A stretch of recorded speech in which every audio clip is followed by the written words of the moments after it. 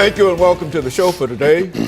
The topic this morning is African American history at the 21st century. And we're fortunate to have with us to talk about the African American history experience, Dr. EKSanford from Tennessee State University. And of course, Dr. Sanford, you've been with us on many occasions, and you've given us such excellent information. And let me welcome you to the show this morning. And let's start off by having you to give us some information in reference to your background, your education, and your experiences.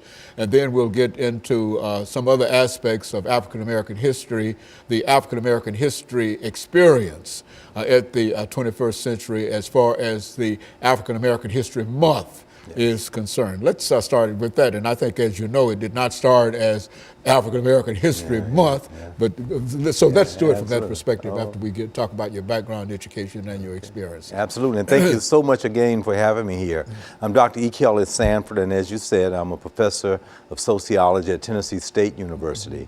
I started in reverse. I did a postdoc education at Penn State University and State College, Pennsylvania, in gerontology and evaluation research. Did my doctorate degree, very proud of, at Howard University in Washington, D.C.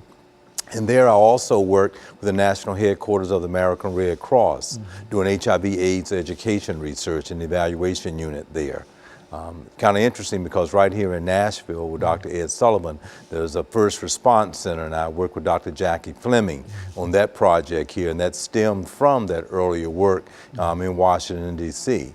I also worked with the National Organization of Black Law Enforcement Executives in Washington, D.C. That was an excellent experience. Did my undergraduate work at North Carolina Central University in Durham, North Carolina. As also, I was at the Institute for Social Research at the University of Michigan, and that was a wonderful educational experience. But as I look back on that time at Howard University, with Dr. Martin Luther King's birthday becoming a holiday, I was at all of the protests from the time Stevie Wonder started it to the time that it finally went into fruition with that President Reagan of all people to make it come to be a birthday for Dr. Martin Luther King Jr. And so, excuse me, in a real sense, that was really an addition to the African American historical experience, as well as African American History Month or African American History Week. Let's look at some of the things that, when you think about the African American history experience or the concept of African American History Month, let's say something about that in the last couple of minutes that we have. Okay, and very good. We have to give credit to Dr. Carter G. Woodson. He was a noted scholar who was the second African American to graduate from Harvard University, received his first 2 degrees from the University of Chicago, but was born in Virginia, whose father was a slave. So he had the foresight and insight to know that there was a need to talk about and to put into record, into concrete within the system of America, that are the contributions that African Americans have made from slavery to freedom to the present. So Dr. Carter G. Woodson was the founder of what was called then African American History Week.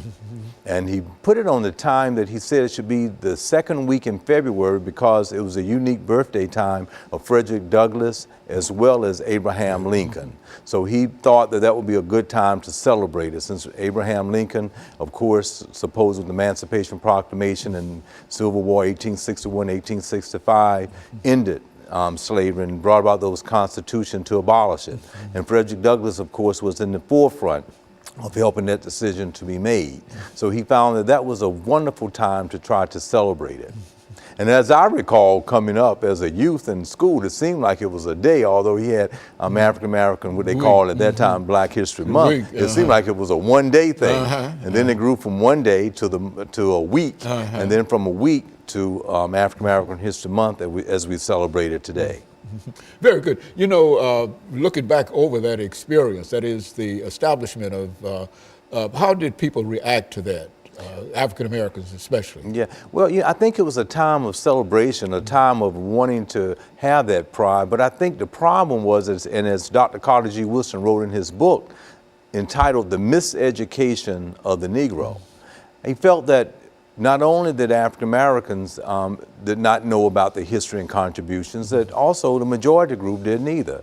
So he felt, I think, as a primary thesis of the book, The Miseducation of the Negro, that it would bring a certain sense of pride to that group to know about the history, to know the contributions that they made to the American culture, and that from that point on, when that African American History Week was founded, that it would grow and grow and grow, and that people would have a certain sense of pride. But I think ultimately he had wanted to become a part of the institution of education, from elementary school to junior high to high school, that people would learn about it, and then would be celebratory for all different ethnic groups throughout the United States. Very good. Let's stop here, and we're going to have our first commercial break, and we'll be back with our audience following this very, very short commercial break.